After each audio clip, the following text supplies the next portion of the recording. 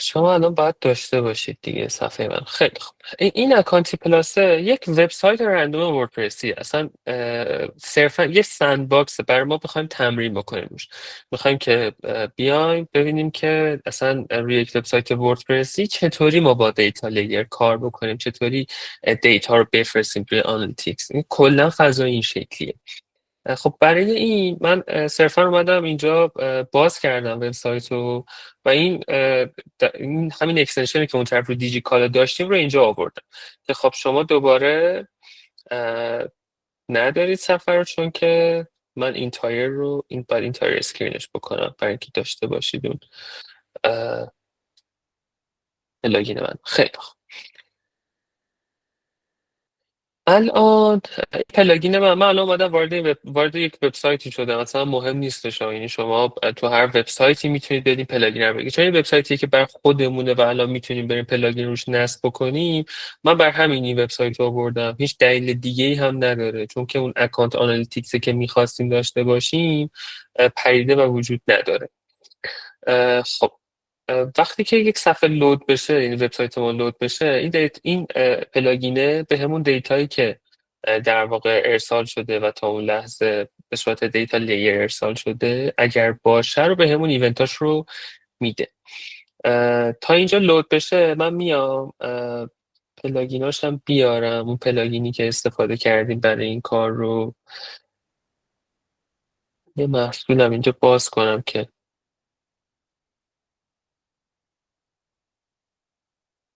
خب الان صفحه اصلی ما لود شد و پلاگینمون هم کار کرد. خب همون وی آیتم لیستی که اون طرف دیدیم رو همچنان داریم دیگه. ما اینجا اکانت پریمیوم یوتیوب، این اکانت پریمیوم یوتیوبه، داره میگه که این دیده شده، اینو داره میفرسته رو آنالیتیکس ما. به خود آنالیتیکس همچین دیتایی رو نخواهد گرفت هیچ وقت مگر اینکه شما براش بفرستید و تنها راه ارسال این دیتا با دیتا لیره. الان این رو اکانت پریمیوم یوتیوب رو بهمون نشون داد، دیزنی رو نشون داد، پرایم رو نشون داد، آیدی محصول رو داره میده. شما وقتی آیدی محصول رو دارید ارسال میکنید و کاربرهای زیادی دارن این سفر رو میبینن، آنالیتیکس میتونه متوجه بشه که این محصول چند بار ویو شده. خب و این ایونت ویو آیتم لیست کاربردش همینه. و الان که من روی این کلیک کردم روی این دیزنی پلاسه که اینجا داره باز میشه، این طرف هم یه ایونت دیگه فایر شد. چیه؟ به اسم سلکت آیتم. یک آیتم سلکت شد و اگر که اینو باز کنم دقیقا همون اکانت دیزنی، اسم محصول دیگه. این میتونه مثلا هر چیزی باشه، گوشی موبایل باشه، این اسم محصول رو داره میفرسته. میگه محصول 76 تومنه. شما ممکنه که مثلا این محصول مثلا رزرو یک مسئله باشه، مثلا رزرو نوبت دکتر باشه. اگر اینجا گذاشته باشید روش کلیک بکنید دقیقا همون داره ارسال میشه سمت آنالیتیکس. و این دوباره بیایم اگر اینجا داره میگه که یک ویو آیتمی اتفاق افتاد که ویو آیتم جز تو اکانت های در واقع ای کامرسی یعنی همون پی دی پی ویو، یعنی یک پروداکتی ویو شده، یک آیتم ویو شده. آیتم چیه؟ دوباره همین اکانت دیزنیه، اینم پروداکت آیدیشه. و خب میشه حالا خیلی راحت متوجه شد که بیایم حتی یک نرخ تبدیلی بگیریم از اکانت هایی که ویو آیتم لیست شدن. داره میگیم که این آیدی وجود داشته و اکانت هایی که سلکت شدن و ویو آیتم شدن. پس مثلا نرخ تبدیل یا نرخ بازدید صفحه این اکانت، این در واقع محصول از اون لیست رو ما میتونیم داشته باشیم. اگر 5 بار این اکانت توی اون لیست نمایش داده شده باشه و یک بار ویو آیتم شده باشه، داریم میگیم که 1 به 5 نسبت این بازدیدش توی در واقع کلیکش به بازدیدی که داره اتفاق میفته. سی تی آرش رو میتونیم اندازه گیری بکنیم. خب دوباره اگر من بیام اد تو کارت بکنم مثل همون نمونه دیجیکالامون، دوباره اینجا یه دونه ایونت دیگه بر ما فایر شد به اسم اد تو کارت که دوباره همین آیدی، همین اسم محصول و با همین قیمت و مشخصات داره ارسال میشه سمت گوگل. خب بیایم کلا این رو غیر فعالش بکنیم. اینا لیست همون پلاگیناییه که ما اینجا داریم. من پلاگینش رو بخوام پیدا کنم، جی تی ام کیت، من اینو غیر فعال میکنم. اولا با حذف کردنش یکی دیگه، پلاگینی که غیر فعال باشه اولا انگار وجود نداره. و اگر دوباره اینجا ریلود بکنم، بذارید اینو توی یه صفحه دیگه ریلود کنم شما تفاوت رو ببینید بعد از اینکه این پلاگین دیگه وجود نداره. این که خب قطعا توی ظاهر به ما هیچ چیزی نشون نمیده، ولی موقعی که شما دیتا لیر رو باز میکنید، صفحه اصلی رو هم بیاریم اون طرف داشتیمش. این صفحه نخست ما بر موقعی که این پلاگین فعال بوده، این طرف موقعی داره لود میشه که پلاگین فعال نیست و میخوایم که تفاوتش رو ببینیم که این دیتا لیر چه تفاوتی میکنه موقعی که این پلاگین رو داریم و موقعی که این پلاگین رو نداریم. باید صبر کنیم تا لود بشه. من جلوتر دارم یه سری کارا میکنم، تگ منیجر رو دارم میارم که منتظر لود شدنش نباشیم و خود آنالیتیکس رو هم همینطور. این آنالیتیکس هم مربوط میشه به همین وبسایتی که داریم نگاه میکنیم که هیچ دیتایی نداره. این ریل تایمش هم خود منم که با وی پی ان الان لاگین کردم. تگ منیجرش هم اومد. اوکی، بعد وایسیم این لود شه. مثلا سرور وبسایت ایرانه و ما داریم با وی پی ان باز میکنیم، یه کمی طول میکشه متاسفانه.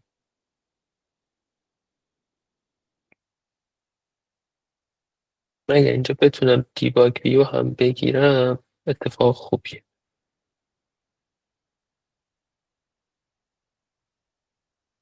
خب اینجا الان لود شد. ما الان این دیتا لیر رو باز میکنیم، هیچ چیز دیگه نداریم. اینا ایونت های خود تگ منیجر آنالیتیکس که ما تگ منیجر رو گذاشتیم، جی تی ام لو، جی تی ام دام، جی تی ام جی اس، جی تی ام همون گوگل تگ منیجر. این که کلا دیتا ما از بین رفت. خب صفحه اصلی هم اگر بیاریم، هوم پیج هم دوباره همونه. این الان یک وبسایت کاملا خامه که هیچ کاری روش نشده.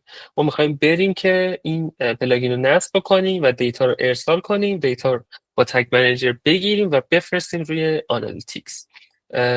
الان دوباره برگشتیم، الان همه با هم صفحه، این چیزی جا نموند، صدا اوکیه، به من فیدبک بدید که بریم جلو.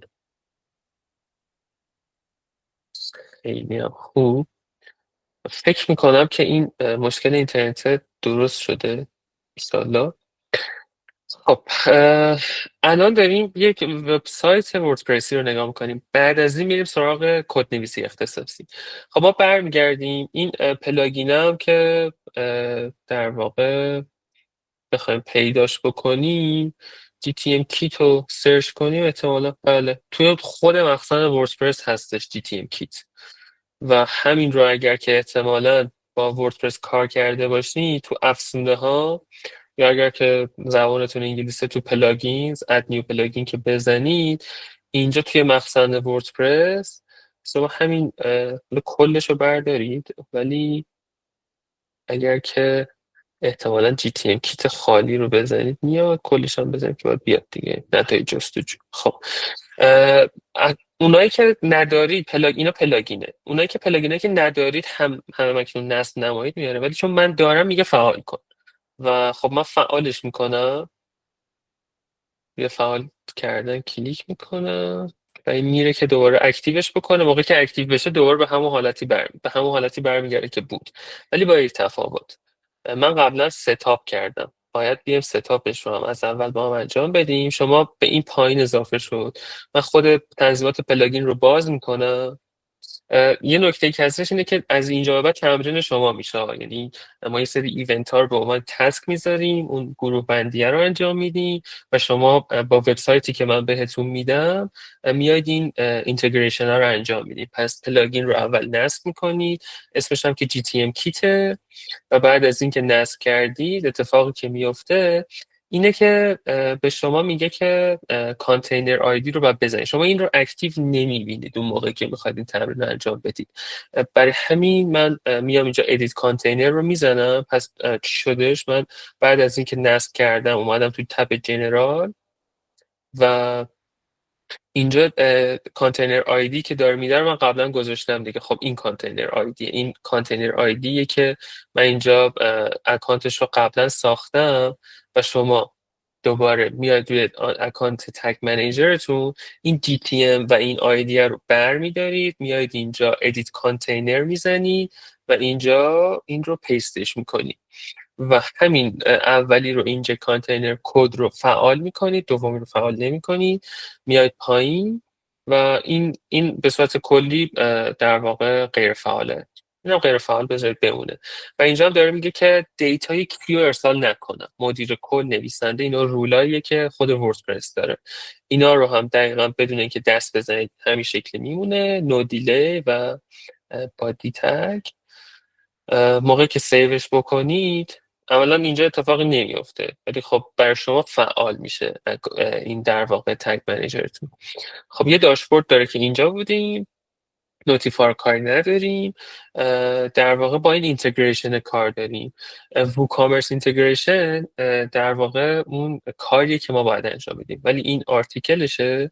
ما میخوایم که در واقع بیایم این رو اینتگریت بکنیم. میایم دوباره توی GTM کیت تو خود وردپرس این پایین اینتگریشن رو میزنیم. توی همین پایین هم داشتش این اینتگریشن ووکامرس رو انتخاب میکنیم. اینه که کانتکت فرم 7 رو داره برای لید جنریشن و ایزی دیجیتال دانلود رو داره برای وبسایت هایی که مثلا PDF دارن میفروشن.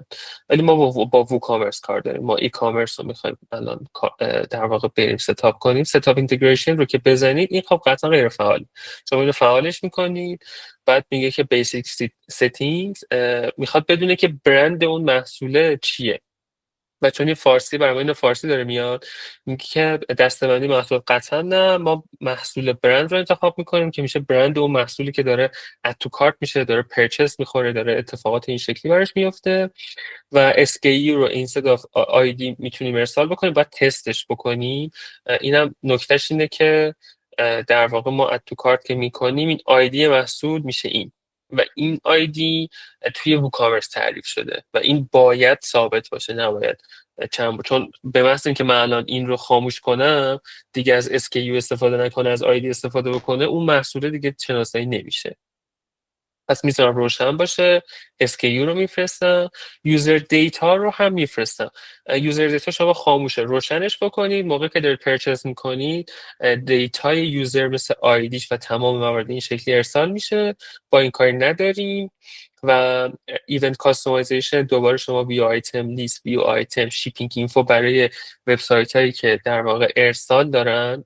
این وبسایت خوبیش اینه که همه چیزش ساده است، ارسال نداره، مثلا نمیخواد محصول بدید دست پست. پس ما دیسیبلش کردیم. پیمنت اینفو ولی داریم، فعاله. شما اگر وبسایتی داشتید که در واقع شیپینگ داشتهش، دوباره این ایونت رو هم نیاز داشتید ارسالش میکنید.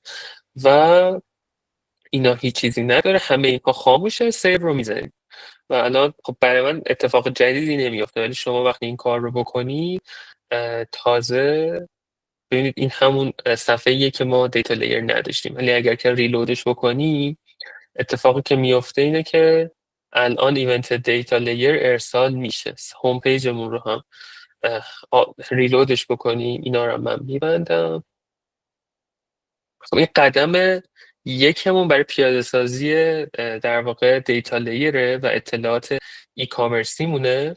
وای میسیم لود بشه که مطمئن بشیم دیتا داره ارسال میشه. بعدش میریم برای اینکه این دیتا رو با تگ منیجر بگیریم و بفرستیم برای آنالیتیکس.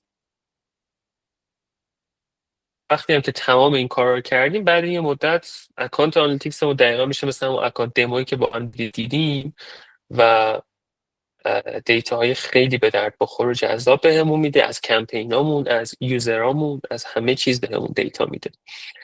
این همچنان به خاطر اینکه سرور ایرانه دیلود میشه. یه چند ثانیه صبر بکنیم اینجا هم درست میشه. فقط تا این لود میشه به من اگر که فیدبک بدید که دیگه صدا و اینا چطوریه عالی میشه. یعنی هیچ مشکلی نداشتیم، درست میگم؟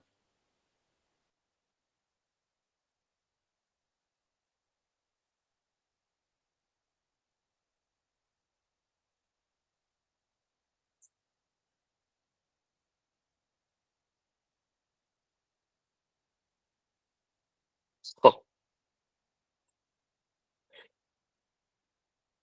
ما الان ببینید که دوباره همون دیتا داره ارسال میشه.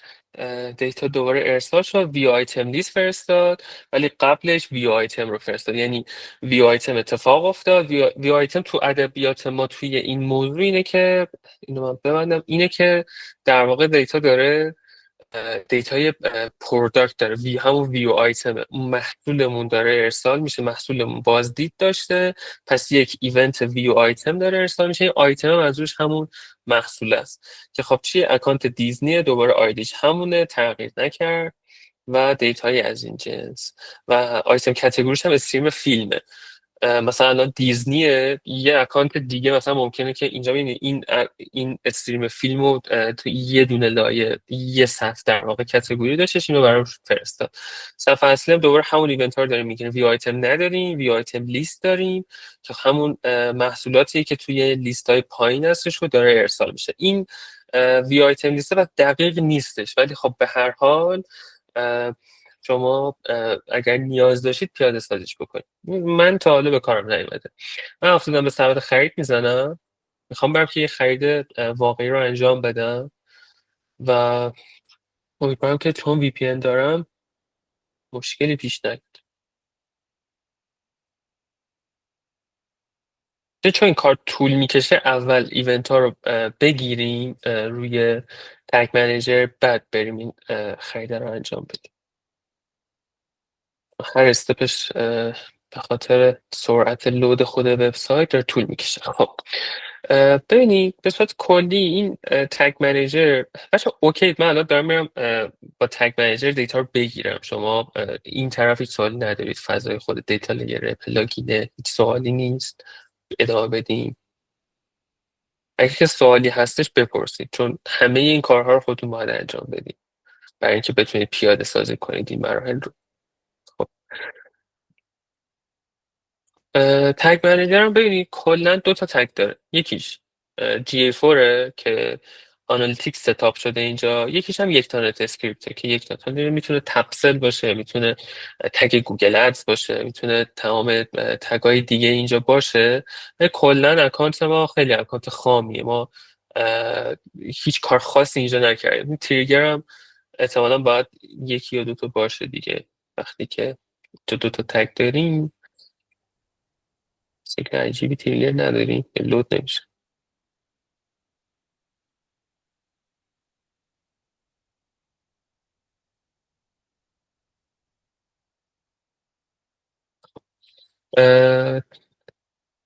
میریم که از اول اینا رو بسازیم. خب چی کار میکنیم؟ ما برای اینکه یک ایونت رو بسازیم روی در واقع ایونت ای کامرسی رو بسازیم، نمیتونیم این ایونت ها رو مستقیم بفرستیم روی آنالیتیکس. به آنالیتیکس تنها کاری که میتونه بکنه خودش اینجا داره بهتون میگه دیتا استریم. دیتا استریم آنالیتیکس این شکلی کار میکنه که یک سری در واقع ایونتی که خودش میتونه رو اندازه گیری میکنه. پیج ویو که هیچ وقت نمیتونید خاموشش کنید، اسکرول رو میگیره، چون اسکرول با هر کلا دیتایی نیستش که جنرال به درد بخوره. شما ایونت پرچس همیشه به دردتون میخوره، ایونت لید جنریشن همیشه به دردتون میخوره. ایونت اسکرولینگ که باید هدفی داشته باشیم برای سراغش، برای همین من خاموشش کردم. اتبات کلیکس رو هم همینطور، سایت سرچ، فرم اینتراکشن، ویدیو انگیجمنت و فایل دانلود. خب من اینا رو ندارم، خاموش کردم. شما موقعی که اکانت میسازید همه اینا روشنه و من پیشنهاد میکنم کسی اینا رو خاموش کنید و همه اینها رو با تگ منیجر بسازید، چون حجم دیتاتون، حجم ایونتتون انقدر زیاد میشه از یه جایی به بعد که دیتای بیزنس زیاد میشه، شما تمام دیتاتون سمپل میشه و توی دیتا این اینجا دیگه این آن سمپل رو نداره و دیتاتون یا ترشولد یا سمپل شده و این تیک سبز رو نداره. خب برگردیم به تگ منیجر. برای اینکه این دیتای خاص رو بگیریم و بفرستیم روی آنالیتیکس که آنالیتیکس متوجهش بشه، بتونه بفهمه که در واقع اینا چی هستش، ما نیاز داریم که در واقع اینا رو با تگ منیجر استفاده کنیم. این تب کاملا خالی، نه وی آیتم داریم، نه ای کامرس پرچس، هیچ چیزی نداریم، پرچس جرنی نداریم، ولی رو اون اکانت دمو تمام اینها وجود داره. مثلا اد تو کارت نداریم، ویو پروداکت که همون آیتم ویو خودمون بود نداریم، بگین چک اوت و پرچس نداریم. میخوایم با تگ منیجر بسازیم. خب برای یه همچین کاری شما موقعی که این پلاگین رو نصب کردید میاید یه کار میایم روی فلت این کلیک میکنیم، چون روی جیسون رفتنش یک کوچولو سخته و روی فلتش خیلی ساده است. میگه که ایونت در واقع ماست و و این ویو کارتی که فرستاده که اسم ایونت میشه ولیو ما. خب ما میخوایم که الان ویو آیتم رو بسازیم. بهتره که بیایم اتو کارت رو بسازیم چون ایونت خیلی بهتریه. بیایم اتو کارت رو بسازیم. یه بار دیگه این لود بشه میارزه. این دیتا با ارزش تری. و بعد ایونت بعدی که میسازیم با توجه به زمانهایی که از دست دادیم به خاطر اینترنت پرچس رو میسازیم. بقیهش مکانیزمش همینه. این رو به عنوان در واقع اون تسکه میتونیم در نظر بگیریم. دو تا ایونت خیلی مهم رو میسازیم با هم. من منتظر میشم این لود بشه. اینم که صفحه پلاگین منم میبندمش. باش کاری ندارم. تگ منیجرم تو همین فاصله زدم بسته شد. تگ منیجر رو میارم دوباره.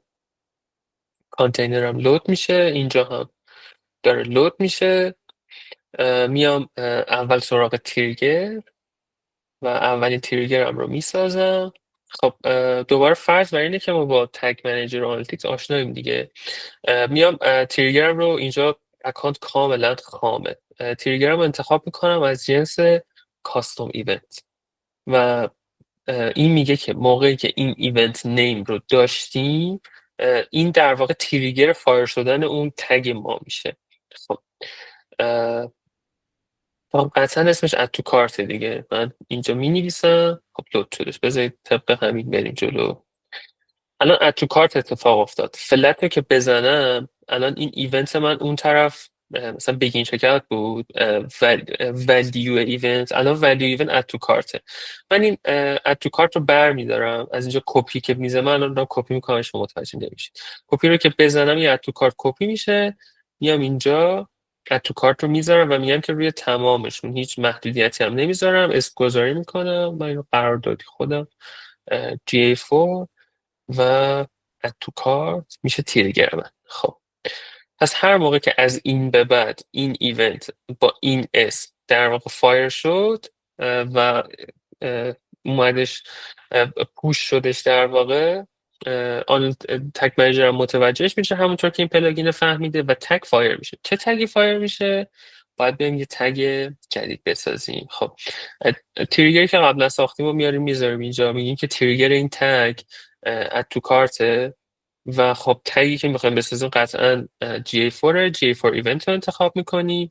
measurement ID من این قبلا ساختمش. همون measurement ID این اکانته که باید برای این اکانت بفرسته. ایونت نیم چیه؟ اد تو کارت. خب الان به خودی خود ما میتونیم که در واقع موقعی که این ایونت داره فایر میشه بفرستیم رو آنالیتیکس. یعنی اگر که من الان بیام اگر بتونم اینجا کار خیلی جذاب تریه. بیام اگر دیباگ ویو رو اگر بتونم بیارم که ببینیم دیتای لحظه ای رو. کاری که خودم دارم میکنم اینجا. یه بار دیگه این سفر باز میکنم این طرف لود بشه به امید اینکه آنالیتیکس بشناستش. یه وقتایی اینجا نمیتونه تشخیص بده مثل اینکه الان تشخیص داد.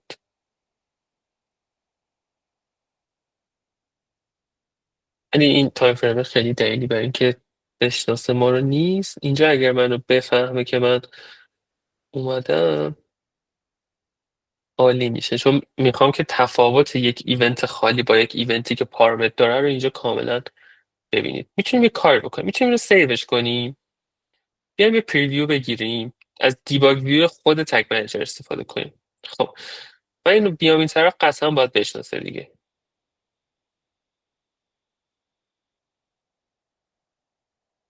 خب این باز شد کانکت شدش و آنالیتیکس هم اگر بشناسه بی‌نظیره. اون سفر میبندم که دور بازش کنم. میام اینجا یه محصول انتخاب میکنم. خب ببینید اتفاقی که داره میفته رو هم همزمان شاهدش باشیم. تگ منیجر باز شد. همون ایونتی که ما اصلا نساخته بودیم وی آیتم لیست چون با دیتا لیر داره ارسال میشه متوجهش میشه. وی آیتم لیست رو اینجا شناخت. اینجا ایونت هفتم و همینطور که میگم باید با تگ منیجر آشنا باشید دیگه. وریبل ها دیتا لیرش رو که نگاه بکنید دقیقا همون ایونت و همون پارامترهایی که ما قبلا میدیدیم. یک آیدی داره، یک اسمی داره، یک اسمی داره اون محصول، یک پرایسی داره و تمام اینها رو داره میفرسته. خب هنوز ما رو نشناخته. خب من الان اومدم اینجا توی در واقع این محصول آیدیه و همچنان تگم وصله و اینجا اد تو کارت میکنم. این تگ اد تو کارت من هنوز فایر نشده. تگز نات فایر رو ببینی اینجاست، ولی GA4 و یک تانت هم فایر شده. الان بعد از اینکه اد تو کارت کردم باید این تگ فایر بشه. خب اد تو کارت کردم، اینجا اد تو کارت رو شناخت، برمیگردم اینجا و چرا نمیشناسه؟ نباید این اتفاق بیفتاد. میتونیم یه کاری کنیم، میتونیم بیایم آدرس این سفر رو برداریم توی پریویو، به جای اینکه رو صفحه اصلی بریم رو خود صفحه پروداکت بریم، سانسمون بیشتره این شکلی. خب این الان کانکت شدش. یه بار دیگه نگاه کنی تگ GA4 من و یک تانس من فایر شد، اد تو کارت من فایر نشده و موقعی که من اینجا اد تو کارت بکنم این طرف تگ اد تو کارت من هم فایر شدش و موقع که روش بزنم میگه که فایرینگ تریگرش چی بوده؟ ایونتمون ایکوال بوده با اد تو کارت. تریگر چی بودش؟ اسم ایونت مساوی اد تو کارت باشه. خب پس فایر شدش. و اینجا هم اگر داشته باشیم شما پارامتر رو اینجا خیلی راحت و تمیز میتونید ببینید، ولی متاسفانه دیباگ ویو نمیشناسه. خب اوکی اشکال نداره. خب ببینید، حالا اگر بیام توی وریبل ها، من هیچ وریبلی ندارم. یعنی وریبل های من توی تگ منیجر دیتای من رو میفرسته رو آنالیتیکس و وقتی اینجا ندارم صرفا ایونت کاونت رو دارم. الان من فردا این یه سیکل بگذره بیام توی ایونت ها رو نگاه بکنم، صرفا میدونم که ایونت اد تو کارت دارم، بدونم موقعیه که من اینو سابمیت کنم و تگا فایر بشه. و حالا اگر بخوام وریبل های از جنس ولیو، وریبل های مثلا آیتم نیم اینا رو بسازم، باید چیکار بکنم؟ میام همینجا از این پلاگین کمک میگیرم، فلت رو میزنم. خب این در واقع مسیر رسیدن به این دیتا در همین ساختاره. یعنی ما برای اینکه بتونیم برسیم به این آیدی و برسیم به این مقدار آیدی یا برسیم به پرایس و برسیم به این عدد پرایس، نیاز داریم که یک کمی جاوا اسکریپت بلد باشیم که چطوری برسیم به این اصطلاحا یک آبجکته و ما برای اینکه بهش دسترسی داشته باشیم دات میزنیم و میریم جلو. حالا دات میزنیم میریم جلو، شما اینجا میبینید نگاه کنید ای کامرس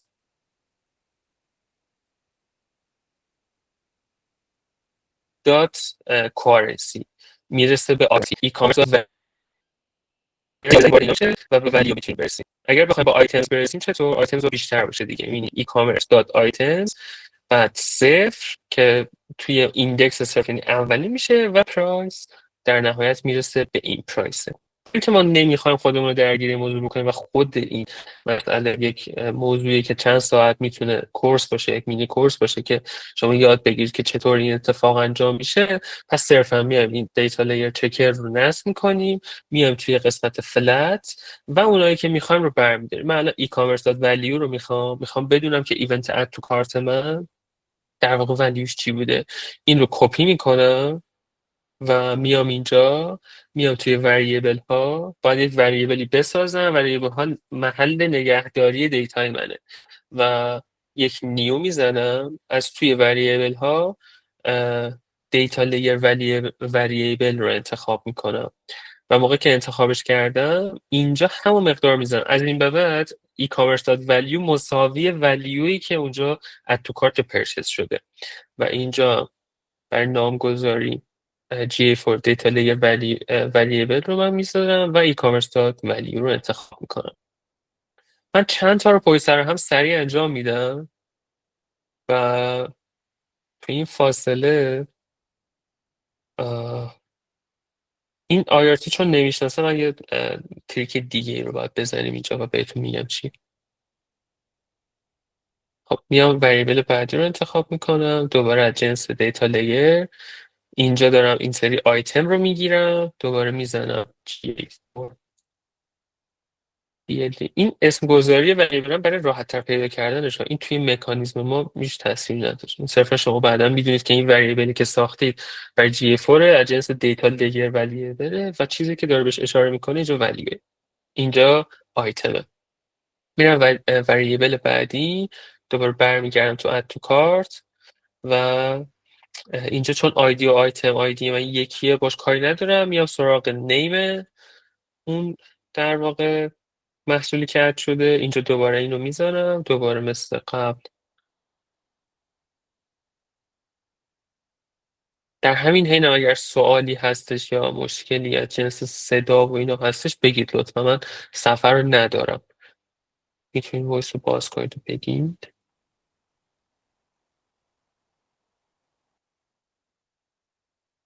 وریبل بعدی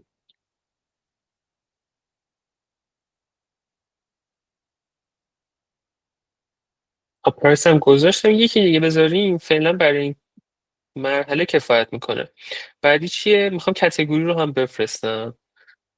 از چه کتگوری تو کارت شده، اینا دیتا هایی که فوق العاده به درد میخوره.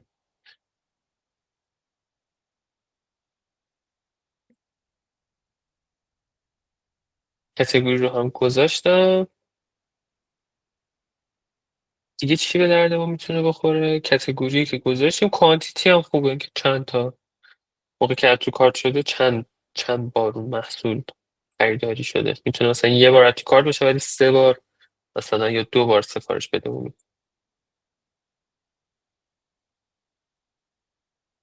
خب الان من اینا رو گذاشتم، من این سفر رو میبندم، دوباره اینجا رو URLش رو نگه میدارم، برمیگردم روی تگ منیجر، پریویو میگیرم، این سری میخوام ببینم که تنظیماتی که انجام دادم چه اتفاقی افتاد. خب URL رو داره، این سری برگردیم. تفاوتش با اون دفعه اینه که فقط ایونت کانت رو نمیشناسیم، ما موقع فقط میدونیم که یه دونه اد تو کارت شده، نمیدونیم که چه محصولی بوده، نمیدونیم چه دسته‌بندی بوده، نمیدونیم برندش چی بوده، اصلا هیچ چیزی رو نمیدونیم. ولی الان کاملا شرایط فرق میکنه. خب دوباره اینجا الان کانکت شدش، نیاز نیستش من وایسم تا این لود بشه چون رو تگ منیجر میخوایم ببینیم. اد تو کارتی که بزنم اد تو کارت اتفاق میفته و اینجا دیگه تفاوتی که داره این شکلیه که موقعی که باز کنیم وریبل ها رو ببینید که اینا اضافه شد. خب آیتم نیمش چی بوده؟ IDM بوده، لایسنس نرم افزار IDM بوده، پرایسش چقدر بوده؟ 94. کوانتیتی یه دونه بوده، آیتم آیدیش این بوده، کتگوری و ولیو. اینجا دوباره پیج پس رو داریم. اینا اطلاعاتی که رو خود چیز هستش دیگه، روی خود تگ منیجر هستش و دیتا لیرش هم که باز بکنیم همونیه که ما داشتیم توی اون پلاگینه نگاه می‌کردیم، با این تفاوت که یه تب دیگه داشتیم که خیلی راحت میتونستیم به اینا دسترسی داشته باشیم. و حالا موقع که من در واقع بیام سابمیت بکنم، از الان به بعد تعداد اد تو کارت ها، محصولات، کتگوریش، برندش، ولیوش، همه اینها رو خواهم داشت. حالا برای اینکه اه، اه، بریم ایونت پرچس برای دیتا خیلی قشنگتری بهمون میده و مهمترین ایونت دیتا لیر دیگه. اگر در همین حین سوالی داری ممنون میشم بپرسیم. چیزی واضح نیست، نیازه که آرومتر بریم جلو، چیزی میس شده باشه، هر چیزی که هستش رو لطفا بگید. من برگردم اینجا اگر نکته هستش بگید.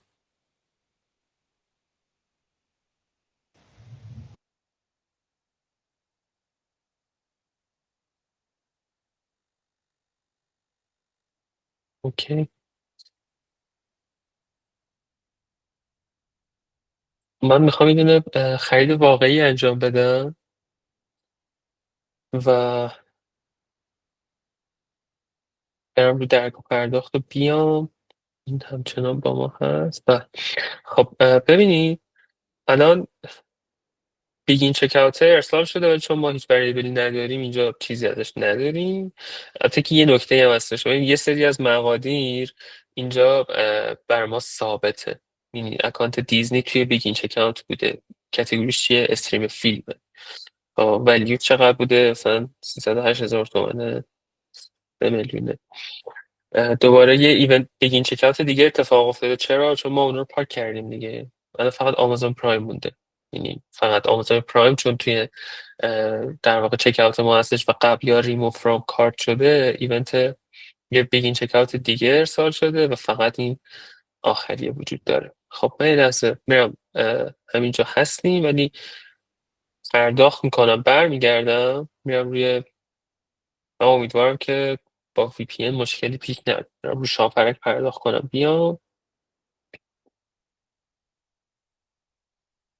که ایونت پرچس رو بگیریم. ایونت پرچس از همه اینها مهمتره و از همه اینها جذابتره. خب رفتش رو زرین پاد. خدا رو شکر.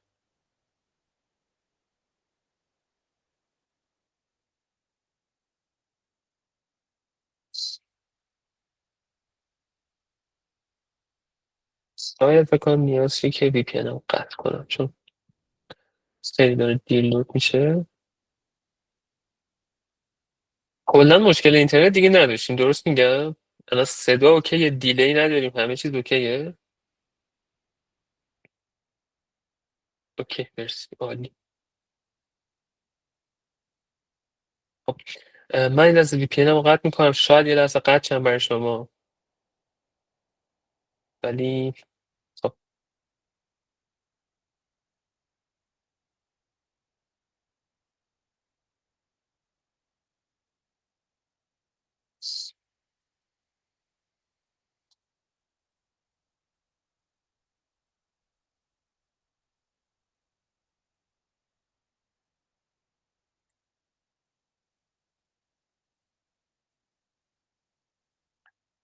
خب پرداخت انجام شد.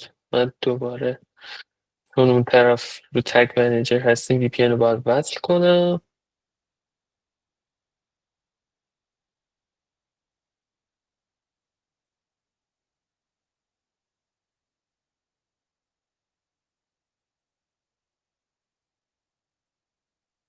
خب برگشتیم توی سبد خرید و ایونت پرچس رو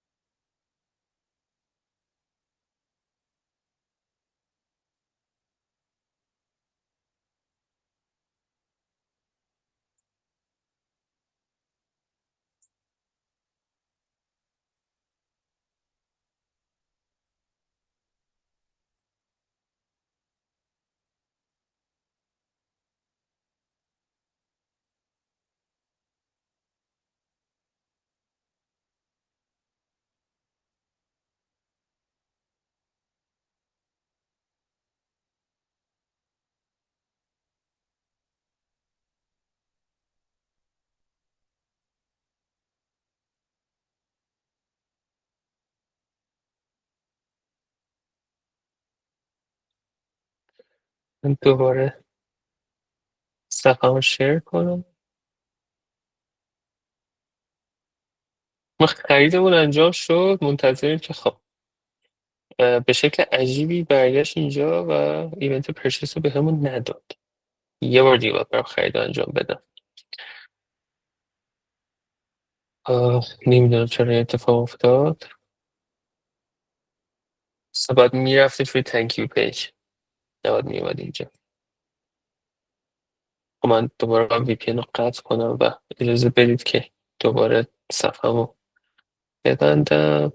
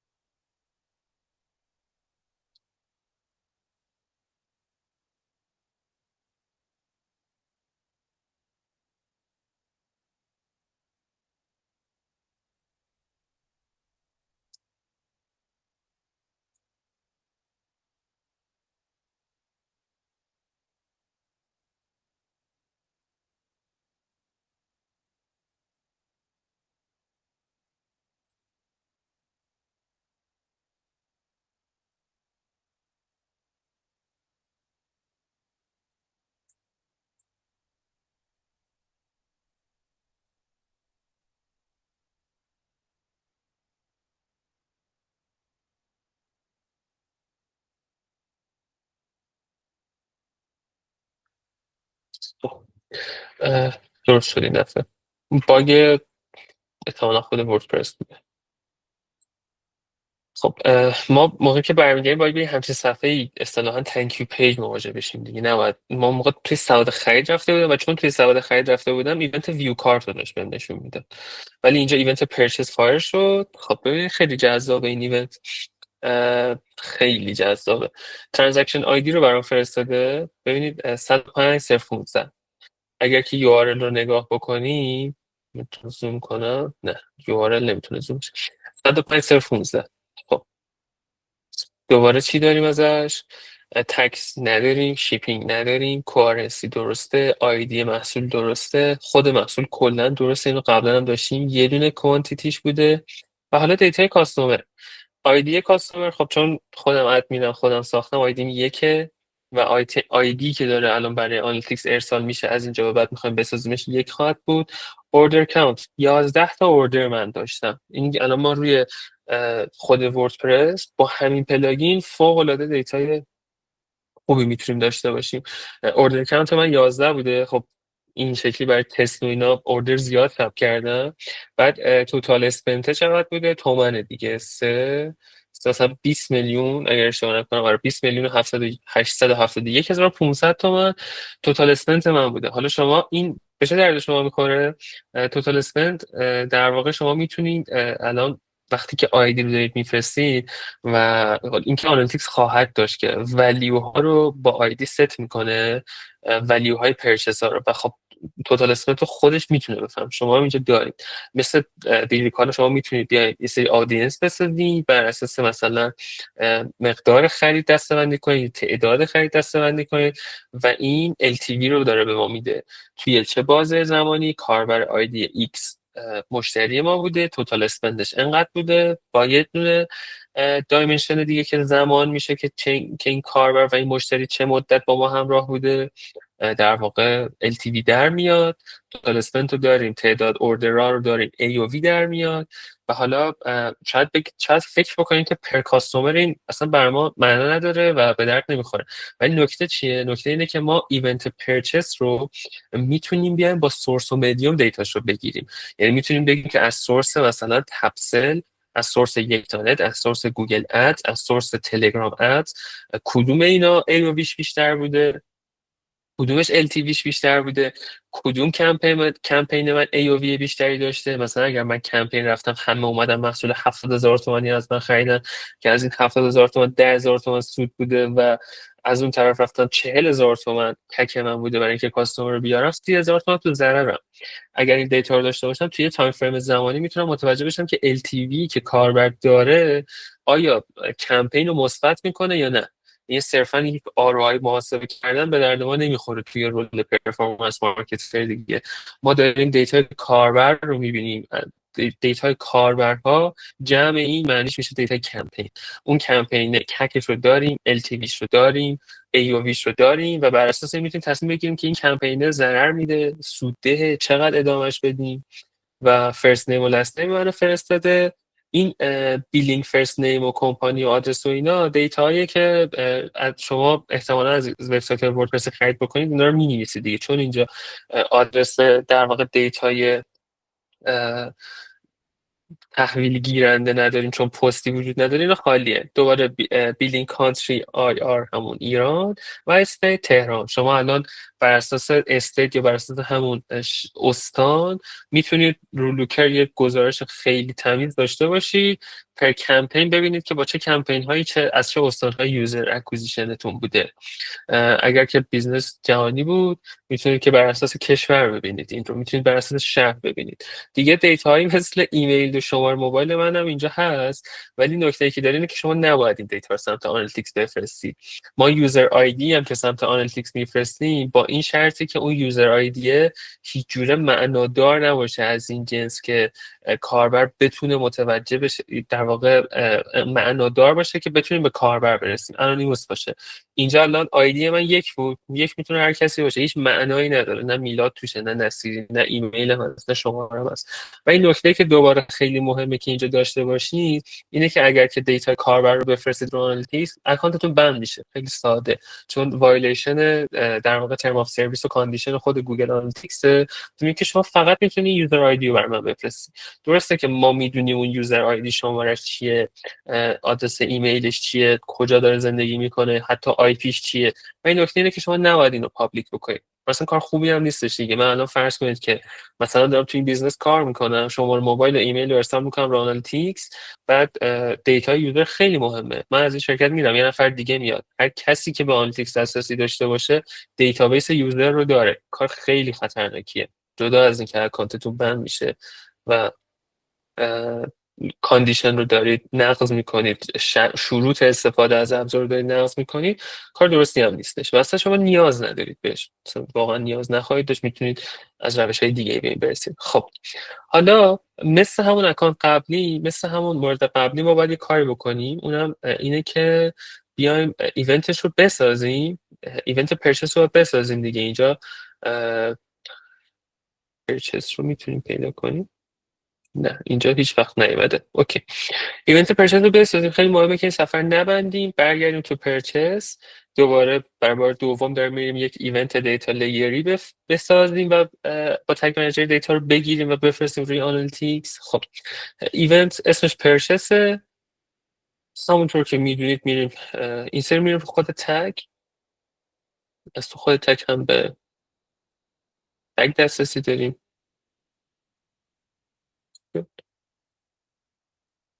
اوه وی پی هم خاموش، بذارید من یعنی روشن کنم و برگردم.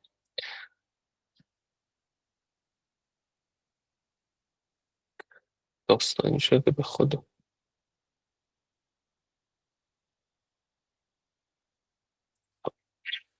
شما باید داشته باشید الان صفحه منو، درست میگم؟ عجیب.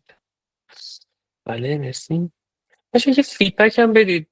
اوکیه، ما داریم مسیر رو داریم خوب میریم، مثلا واضحه. اگر نیاز روی مورد خاصی صحبت بکنیم حتما بگید، حتما بگید اینا رو با هم صحبت بکنیم، چون خیلی مهمه. شما قراره که اینا رو انجام بدید، قراره تو بیزنس خودتون اینا رو انجام بدید. اوکی عالی.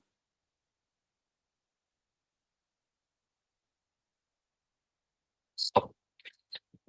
برمیگردیم تو تگ، میریم برای ساخت دومین ایونت ای کامرس، در واقع دیتا لیریمو. دیتا لیری اینجا اینو این شکلی سیو بکنید که یک مدل ارسال دیتا. خب ای کامرس هم که همون خیلی مشخصا تجارت الکترونیک، یعنی دیتا های جنس ای کامرس میشه همون فروش، آیتم، کاتگوری، برند. خیلی این اصطلاحاتی موقع دچار دوگانگی و اینا نشید یا براتون پیچیده نشه که اینا چیه. خب من جی فور measurement آیدی که میشه هم measurement آیدی اکانت آنالیتیکس هم مجدد دوباره بخوام روی این اکانت ارسالش بکنم. دیتا اومد؟ نه. ایونت نیم هم چیه؟ پرچس.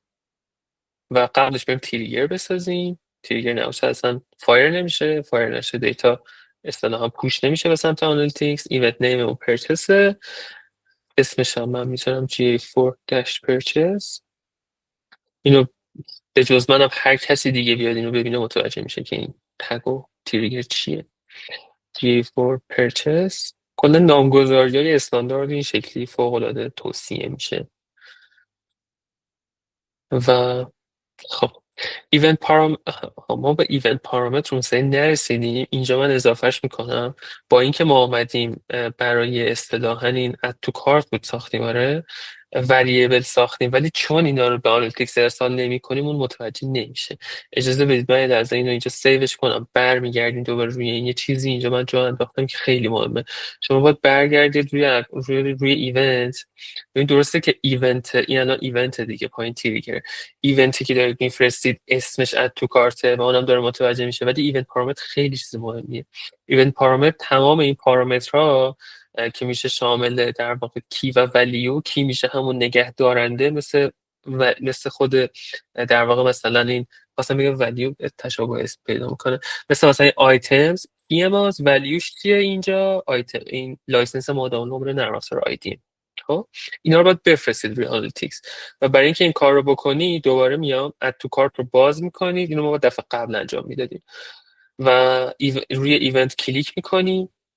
اینجا یه ایونت پارامتر داره. من ایونت پارامتر رو میارم اد پارامتر میزنم ببندم. خب اینجا ما یه ایونت پارامتر داریم یه ولیو داریم. یه سری ایونت پارامترها هستن مثلا مثل یوزر آندرلاین آیدی شما بزنی یه تیک این بغل میگیره که یعنی چی ایز نون پارامتر یعنی میشناسمش. ولی اگر بیای این آیدیه رو همین آیش رو برداریم مثلا با کپیتال بنویسی نمیشناسه دیگه. چرا؟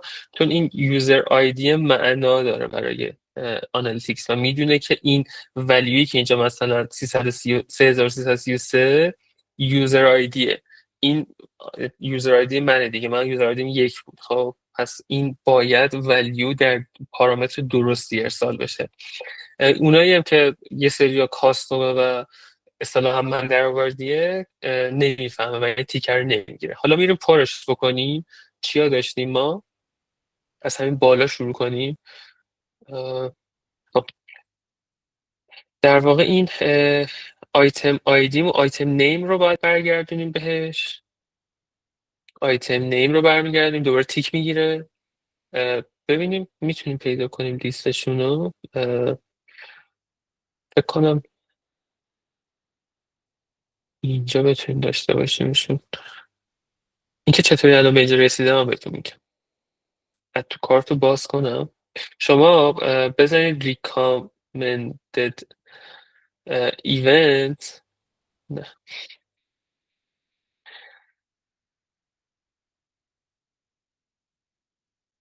ایونت GA4 اینو سرچ بکنید. همون گوگل هلپ آرتیکل اول recommended event رو میاره که بزنید. خب همینجا میاد. بذارید از اول بیایم. بعد اون ایونت هایی که جلسه قبل با هم دیدیم که یه سری ایونت ها بودن که داشتیم میگفتیم به چه دردی میخوره چی هستش. از اینجا ایونتتون رو پیدا کنید add to cart و اینجا پارامترها رو ببینید داره. اینجا میگه که پارامترها اسمشون تایپشون.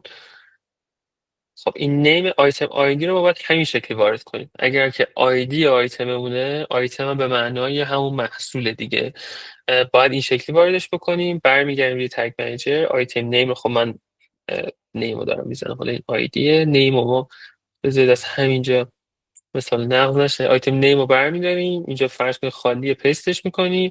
دوباره تیکش رو میگیره. ولیوش باید چی باشه؟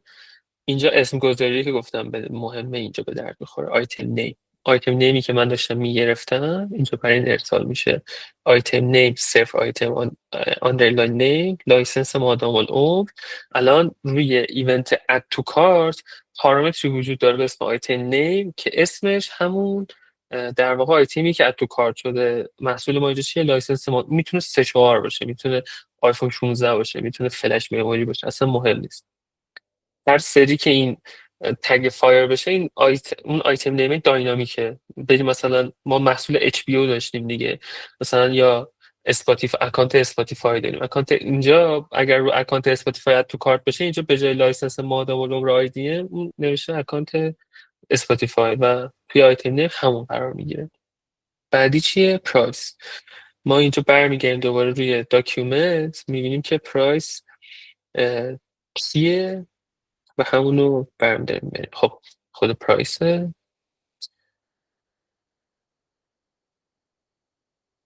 و پرایس رو برمیگردونم. تعداد کوانتیتیم دوباره همون کوانتیتیه. برای اینکه خطا به حداقل حالت برسه من کپی پیست میکنم. اینا چیزای ثابتیه ولی دوباره پرایس رو گذاشتم. کوانتیتی رو میفرستیم اینجا و ببینید الان 2 تا پارامتر داره ارسال میشه. من یکیش باید حذف کنم چون یه بار حذف نکردم برم اضافه کنم 2 تا شدش. الان یه دونه باید بفرست و این حالت درستش. به این تیکام همچنان توجه دارم که تاییدیه بر صحت کارمندی. خب آیتم آیدی رو اینجا برمیگردونیم. فکر میکنم که این بالا بود. آیتم آندرلاین آیدی کلا توی اسپوزر این شکلی دش نداریم فقط آندرلاین باید استفاده بشه. آیدی رو برمیگردونم. بعدی چیه؟ کتگوری فکر کنم لایه یکیش هم هستش. اینجا کتگوری مهمه کدوم باشه. خب آیتم کتگوری آخره. اه، آره ببینید اینجا خودش توضیح داده یه محصول ممکنه 5 لایه کتگوری داشته باشه. خب اینجا میگه آیتم کتگوری، اینجا خوشم مثلا یه مثالی زده. مثلا دارم میگه پوشاک کتگوری بالای پوشاک چه میتونه باشه؟ زنانه بچگونه. اینجا بزرگساله. آیتم کتگوری دوش. آیتم کتگوری سه چیه؟ شرتسه. آیتم کتگوری 4 5 اینجا توضیحاتش رو کامل داده و شما بر اساس همون باید اینا رو حساب بکنید. چون من آیتم کتگوری سطح آخرمه همون رو اینجا میفرستم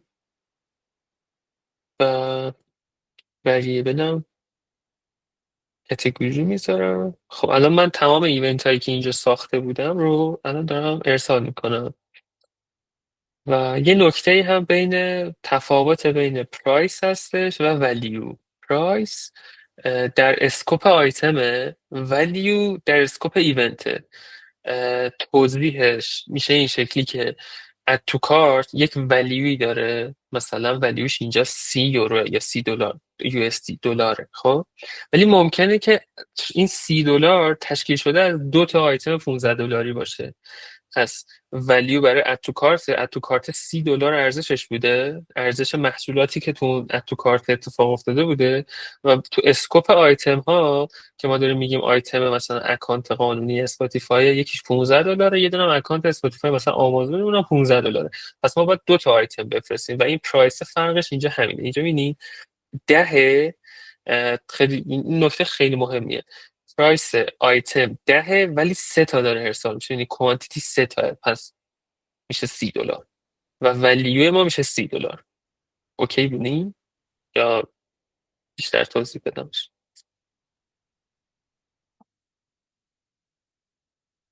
اوکی بچم ازش اوکی بود. اسکوپ آیتم با ایونت رو متوجه شدین چطوریه دیگه؟ کلا داکیومنت خوندن جز واجباته. پس اینجا من دارم چون تو سطح ایونت باید ببینم که چی دارم پاس میدم. دارم میفرستم که ای کامرس ولیو. اینجا ای کامرس ولیو کل اون چیزه بوده، چون این آیتم پرایس 94 من ولیو رو دوباره چون یه دونه است 94 باید برگردونم.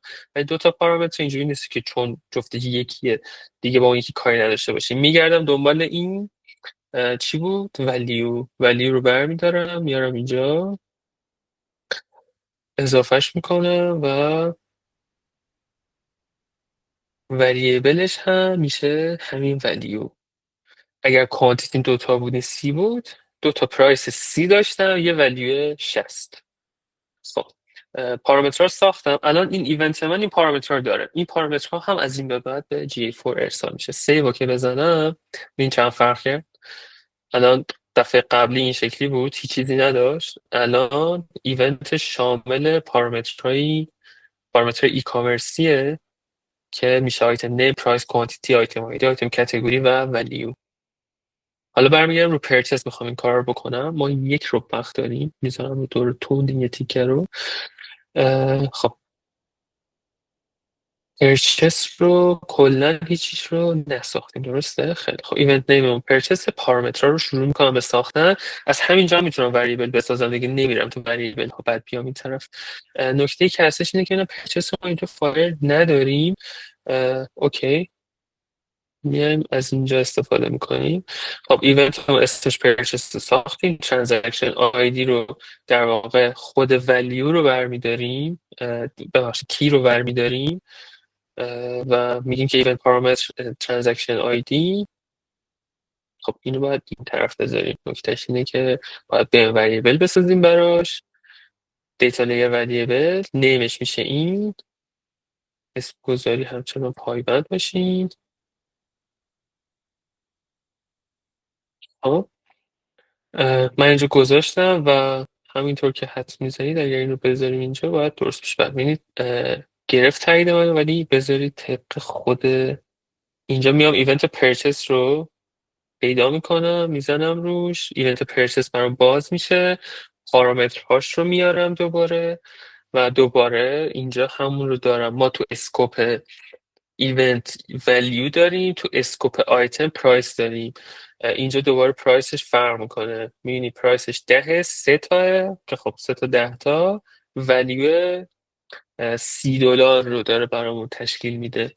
پس من حواسم اینجا هستش ولیو پرایس رو اشتباه بزنیم کل دیتای فروش به هم میریزه کاملا راحت.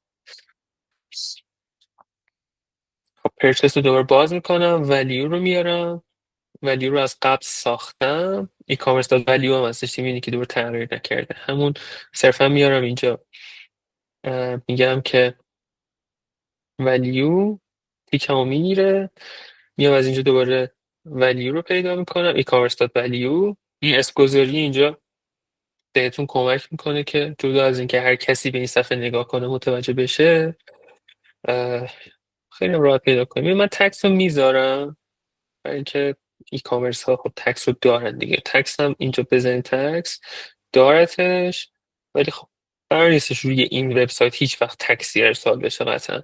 ای کامرس تکس میشه GA4 DLV ایونت تکس، در واقع ولیو تکس رو دارم میفرستم، برمیگردم اینجا. خب کارنسی رو اجازه بدید آخر سر توضیح بدم که ما آیارتی نمیفرستیم. خب پس باید چی بفرستیم؟ دوباره آیتم آیدی رو من میفرستم براش و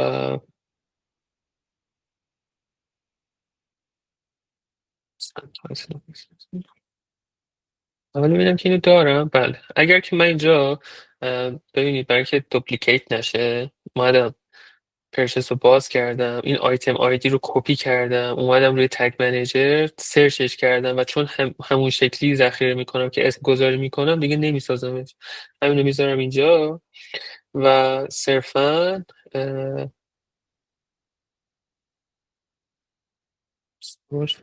آیتم آندرلاین آیدی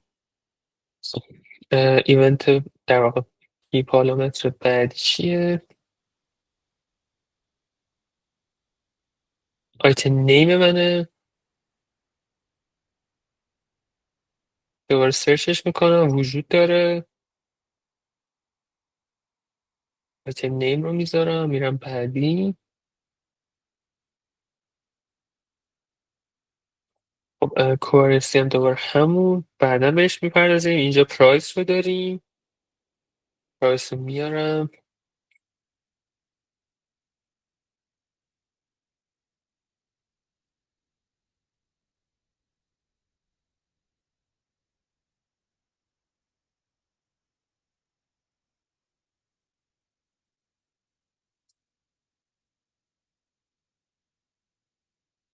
کتگوریش رو هم میارم،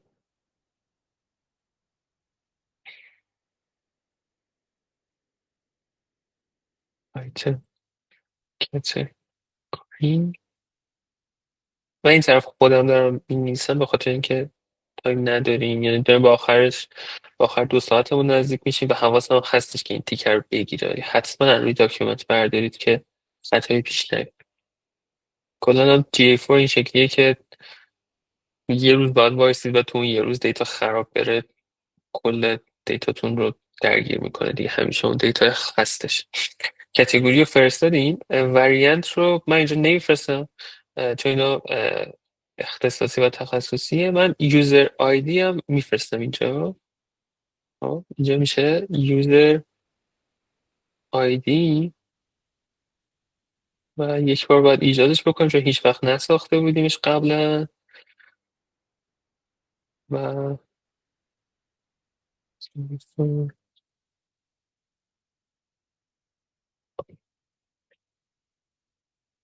دیگه چه چیزای مهمه که بفرستیم؟ آیدی رو فرستادیم، ببینیم دیگه چی داره برامون. خب اینجا بودیم، آیدی رو فرستادیم. اوردر کانت که خب توی ایونت پرچس نمیفرستیم ولی میتونیم یه کار دیگه بکنیم، اینا به این جلسه احتمالا نمیرسه. بذارید که کاملش بکنم این ایونت رو. خب ایونت پرچسمون رو هم سیو میکنیم و میریم برای اینکه پریویو بگیریم.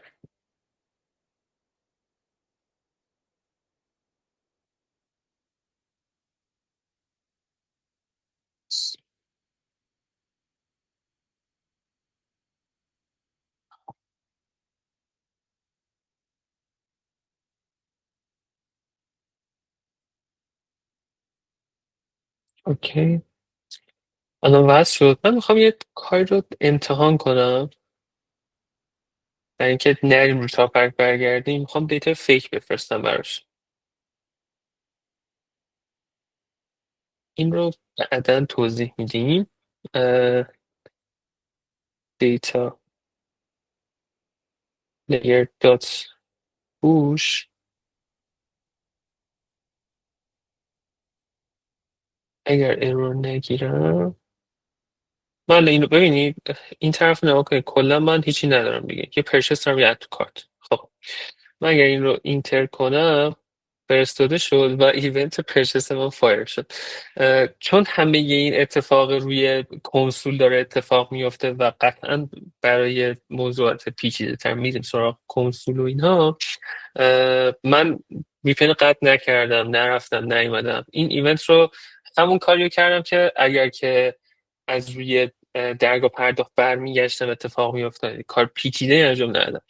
ایونت پرچس من فایر شد و پرید نه اینجا که بازش بکنیم الان تمام اینها رو ما داریم. ایونت پرچس کاستومر آیدی من یکه، یعنی به زبون دیتابیس من و آنالیتیکس اینه که میلاد نصیری اینو خرید کرده. آیتم نیمش اکانت دیزنی بوده، پرایسش انقدر بوده. چون کوانتیتی یک بوده پس در واقع اینجا ولیوش هم دوباره همونه و همون 76 تومنه.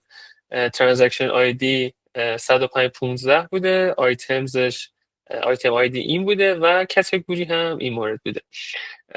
این در واقع الان من ساختم این رو و الان اگر که سابمیت بکنم و این نسخه لایو بشه از الان به بعد با این مدل در واقع اکانتی که این مدل در واقع کانفیگی که من انجام دادم روی دیتا لیر دیتا ارسال میشه به در واقع آنالیتیکس و ما خواهیم داشت دیتا ای کامرسی رو.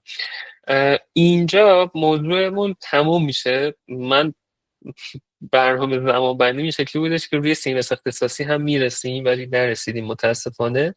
جلسه بعدی میره سراغ CMS اختصاصی، این که چه کدی رو با چه ادبیاتی با چه داکیومنتی باید تحویل در واقع تیم فنی بدیم یا به پروداکت منیجر بدیم که اون شرکتی که PM داریم بدیم به پروداکت منیجر که اون با فنی صحبت بکنه رو تو جلسه بعدی بهش میپردازیم. و نکته ای که هستش اینه که من خودم یه سری ترانزکشن ها و خریدای فیک دوباره میزنم که هفته دیگه ای که داریم میایم روی آنالیتیکسمون دیتا بشینه و با UTM های مختلف هم این دیتا رو ثبت میکنم روی آنالیتیکس که مثلا از کمپین گوگل ادز مثلا دیگه سورس گوگل مدیوم CPC فروش اون چقدر بوده، از یک تانه چقدر بوده، از تپسل چقدر بوده، از دایرکت چقدر بوده و بعد میریم اینا رو در واقع با هم دیگه بررسی میکنیم. اونجا دیگه آنالیتیکس همون یه کوچولو دیتا خواهد داشت. و حالا قبل از اینکه بریم سراغ تسک و اینا اگر که نکته ای هستش فکر کنم ساعت اینترنت هم خوبه میتونیم بیایم بالا صحبت کنیم یکم دیگه با هم، چون گروه بندی رو هم باید انجام بدیم. حالا یا اینجا اگر نشدش بریم سراغ تو خود تلگرام. من ریکورد رو قطع میکنم که ادامه کارمون رو داشته باشیم اینجا. خب